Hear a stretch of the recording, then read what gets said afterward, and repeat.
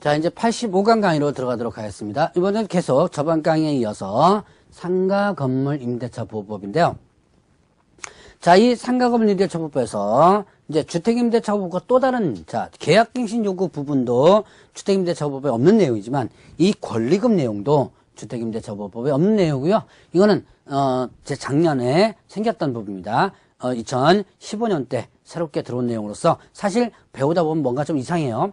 엉터리로만 개정돼가지고 문제가 좀 많아요. 그러나 문제가 많더라도 법은 법이기 때문에 여러분들이 공부를 좀 해놓고요.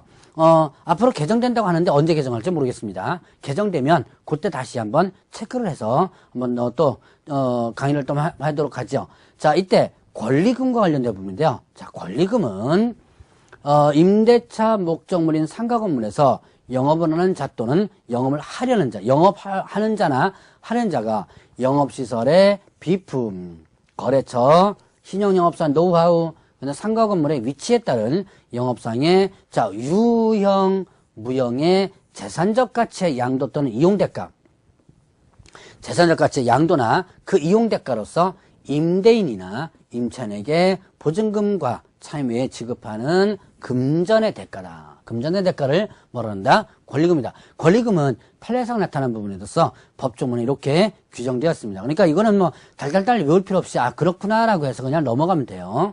자, 그러면 권리금 계약이 있습니다. 자, 이 권리금 계약을 잘 보셔야 돼요. 계약의 주체자가 누군지를.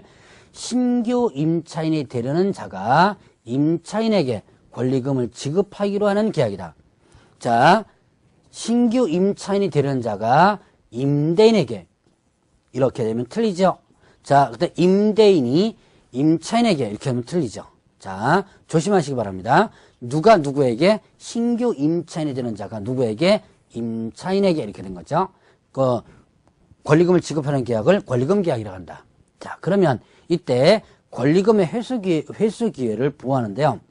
자, 임대인은 임대차 기간이 끝나기 3개월 전부터 임대차 종료시까지, 자, 3개월 전부터 임대차 종료시까지 권리금 계약에 따라 임차인이 주선한 신규 임차인이 되는 자로부터 권리금을 지급받을 것을 방해서는 안 된다. 임차인이 주선한 신규 임차인이 되는 자로부터 권리금을 지급받을 것을 방해서는 안 된다. 방해 금지가 끝나기 3개월 전부터 종료시까지예요. 자, 그러면 이때 누구가 임차인이 주선한 신규 임차인. 자, 여기서 임대인이 주선한 신규 임차인이 아닙니다. 임차인이 주선한 신규 임차인이 되는 자로부터 권리금을 지급받을 것을 방해서는 안 된다. 자, 그러면 이때 계약갱신 요구를 거절해서 사유의 어느 하나에 해당하는 경우에는 일단 제외한다 그러는데요. 그런데 이제 예를 들어서 계약갱신 요구를 거절한 사유, 대표는 뭐예요? 3개 차임을 연체한 경우 이런 거죠. 예를 들어서 3개 차임을 연체하는 경우라든가 이런 경우는 일단은 방해도 된다는 얘기예요. 이 방해 금지 규정이 적용되지 않는 거죠. 자, 그러면 이때 금지되는 방해일을 보게 되면요. 임차인이 주선한 신규 임차인이 되려는 자. 누가 주선한 거예요? 임차인이 주선한 신규 임차인이 되려는 자에게 권리금을 요구하거나 누가? 임대인이 권리금을 요구하거나 임차인이 주선한 신규 임차인이 되는 자로부터 권리금을 수수하는 행위. 누가 하는 거예요? 그러니까 권리금을 요구하거나 수수하는 것은 누가? 임대인이 이렇게 하면 안 된다는 거죠. 임차인이 주선한 신규 임차인 되려는 자로부터. 자, 그리고 임차인이 주선한 신규 임차인 되려는 자로 하여금 임차인에게 권리금을 지급하지 못하게 하는 해. 자, 임차인이 주선한 자. 여기에는 임대인이 주선이 아니에요. 임차인이 주선한 신규 임차인이 되려는 자는 자로 하여금, 자, 이게 임차인이 주선한 신규 임차인 자에게 얘한테 권리금 주지 마. 이렇게 요구하는 거죠. 그렇게 해서는 안 된다라는 부분이에요. 자, 그 다음에 또 임차인이 주선한 신규 임차인이 되는 자에게 상가 건물에 관한 조세 공과금, 주변 상가 건물의 차임 보증금 그 밖의 부담에 따른 금액에 비추어 현저히 고액의 차임과 보증금을 요구하는 행위. 자, 이건 뭐냐면 상가 임대차 보증금이나 월세를 이거를 너무 터무니없이, 시세보다 너무 터무니없이 요구하는 거예요. 그래놓고 뭐 하는 거야? 하든지 말든지 맘대로 해. 대부분 계약을 깨려고만 요구하는 경우가 있죠. 계약을 깨려고 요구할 때 이렇게 터무니없이 요구하는 경우가 많아요. 자, 이렇게 해서는 안 된다라고 하는 부분이죠.